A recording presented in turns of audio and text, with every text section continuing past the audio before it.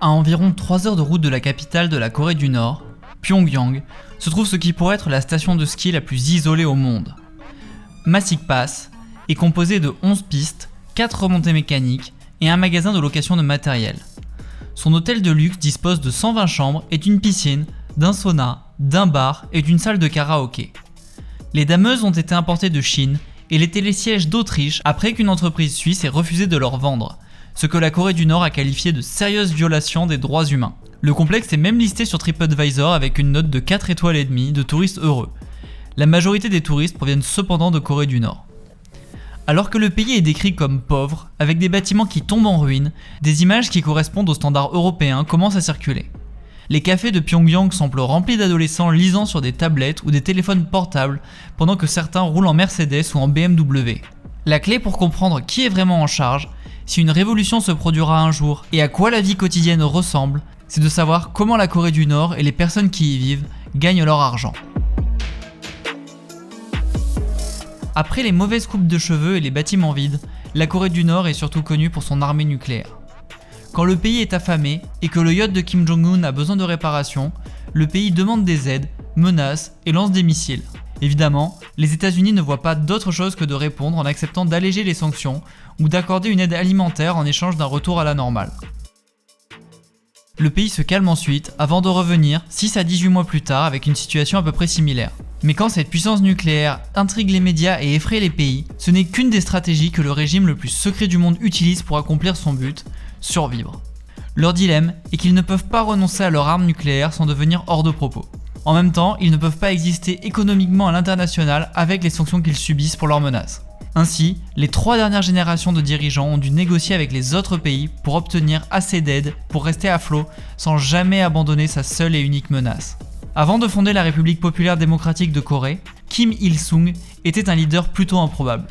En effet, après avoir combattu avec des communistes chinois, puis avec l'armée soviétique, le premier Kim était préparé militairement mais n'avait pas les autres compétences jugées nécessaires pour diriger un pays et un gouvernement. Son éducation était mauvaise et sa compréhension du communisme jugée insuffisante. Malgré cette hésitation initiale, il est quand même choisi pour diriger ce nouvel État avec beaucoup de surveillance. Les conseillers soviétiques ont rédigé la constitution de la Corée du Nord et vérifié tous ses principaux discours, ce qui en faisait un satellite soviétique parfait. À la fin de la guerre, Kim Il-sung était devenu un héros et une icône nationale. Cette nouvelle position a alimenté ses ambitions et son dévouement au socialisme s'est transformé en un désir d'être plus que la marionnette de Moscou ou de Pékin. De nombreux officiers soviétiques ont été éliminés de leur position au gouvernement et pendant plusieurs décennies, la Corée du Nord changeait de position entre la Chine et l'Union soviétique en se jouant des deux. Quoi que Moscou donnait, la Chine donnait la même chose et vice versa. Les deux pays savaient ce que faisait la Corée du Nord mais ne voulaient pas perdre leur influence sur la Corée. Cette dynamique s'est plus ou moins poursuivie jusqu'à ce jour. Mais depuis un moment, la Corée du Nord n'est plus vraiment contrôlée par la Chine. Si les intérêts stratégiques de la Chine coïncident avec l'existence de la Corée du Nord, ils ne tiennent pas forcément à son succès.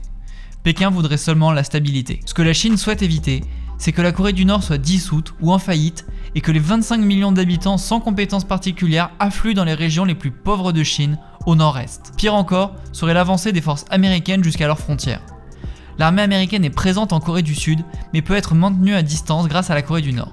Tant que la Corée du Nord ne dépasse pas les limites, la Chine peut se permettre de maintenir le status quo, même si idéalement, elle aimerait voir ses dirigeants suivre la même politique qu'eux, en s'ouvrant, pour qu'ils dépendent moins des menaces nucléaires pour sa survie et deviennent potentiellement un État plus traditionnel. Mais l'influence de la Chine sur le pays est limitée, même si c'est la plus grande frontière de la Corée du Nord. Lorsque les deux dirigeants se sont rencontrés en 2018, Kim Jong-un a été vu en train de docilement prendre des notes pendant que les dirigeants chinois parlaient.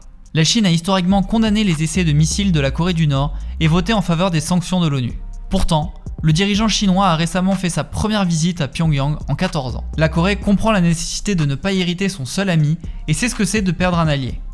Après l'effondrement de l'URSS en 91, la Corée du Nord a souffert de la famine qui aurait tué entre 200 000 et 3 millions de personnes selon les sources. Avant, la nourriture était distribuée par le gouvernement. Les fermiers envoyaient leurs récoltes au gouvernement qui les partageait ensuite à la population.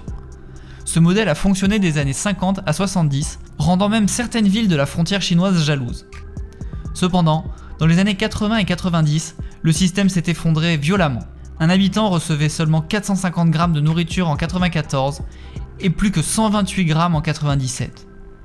Rapidement, seulement 6% de la population reçoit la nourriture que le gouvernement a promis. Cette crise est sûrement le moment le plus important de l'histoire du pays. En plus de la famille, c'est la mort de ses 2 premiers dirigeants. Le plan gouvernemental pour nourrir la population ne s'est jamais complètement rétabli et a laissé la moitié de la population de 25 millions d'habitants se débrouiller. Officiellement, le capitalisme est absent dans le pays. La propriété privée et le commerce y sont interdits. Mais dans la pratique, il semble cependant omniprésent.